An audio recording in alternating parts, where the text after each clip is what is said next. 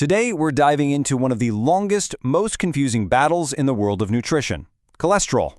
For decades, it's been a total battlefield, right? So let's get to the heart of the matter and clear things up once and for all.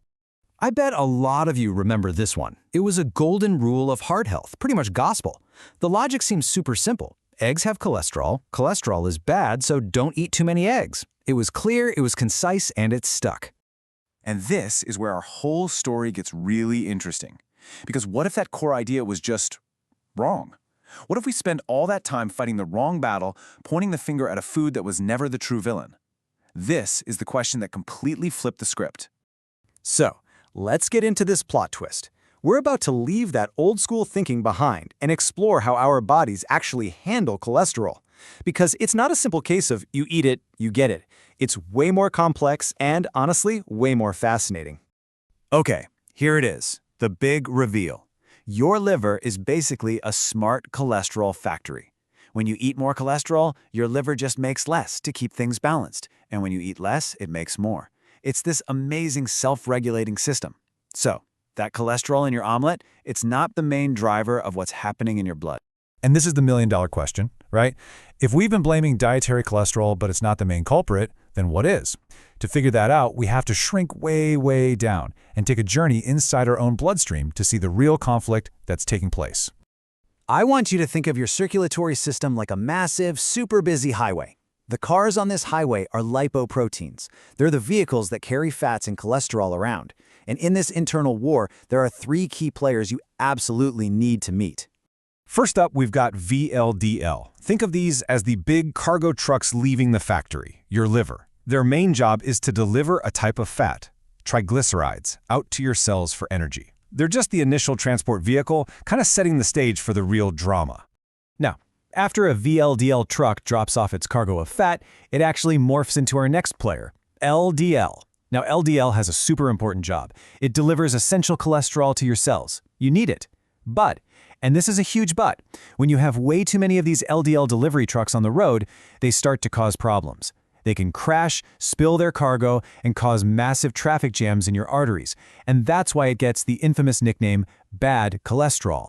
And then we have our hero, HDL, the good cholesterol. HDL is like the highway maintenance and cleanup crew. It drives around, picks up any of that excess, spilled cholesterol from the artery walls, and hauls it back to the liver to be recycled or thrown out. It's literally scrubbing your arteries clean. This slide just lays it all out, plain and simple. The real issue isn't about getting rid of cholesterol entirely. It's all about the balance between its delivery system, LDL, and its cleanup crew, HDL. Too much LDL leads to clogs. Enough HDL keeps the highways clear. The real war is about the ratio between these two forces. So how does this turn into a serious problem? Well, first, that extra LDL gets stuck in the artery wall and it becomes oxidized. Think of it like it's going rancid. This triggers a huge immune alarm and cleanup cells called macrophages rush in.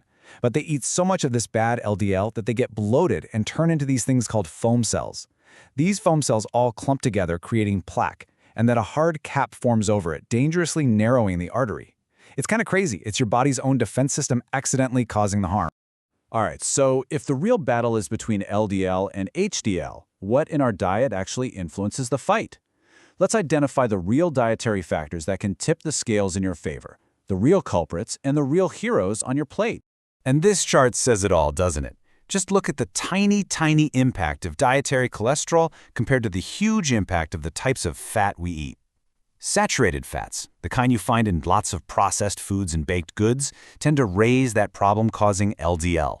But unsaturated fats, think olive oil, avocados, nuts, they can actually help lower the bad LDL and raise the heroic HDL. So, the real heroes of this story are those unsaturated fats, and they've got a powerful sidekick, soluble fiber. This stuff, found in foods like oats, beans, and apples, is amazing.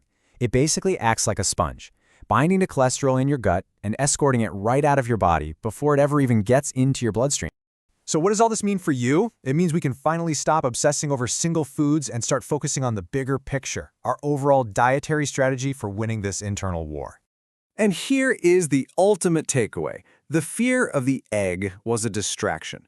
True heart health isn't about banning one food. It's about building a dietary pattern that supports your body's natural cleanup systems. It really is all about that balance.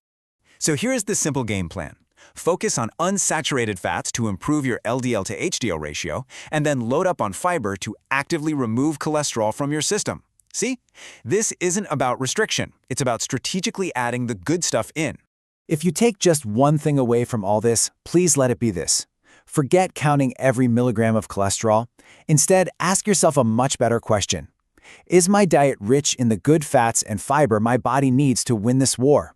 That's the question that truly matters. Ultimately, your body is a team, and the food you eat determines which players get sent onto the field. You're the manager. You can either load up on players that cause traffic jams and inflammation, or you can build a strong lineup of cleanup crews and maintenance workers. So, the choice is yours. How are you going to manage your team?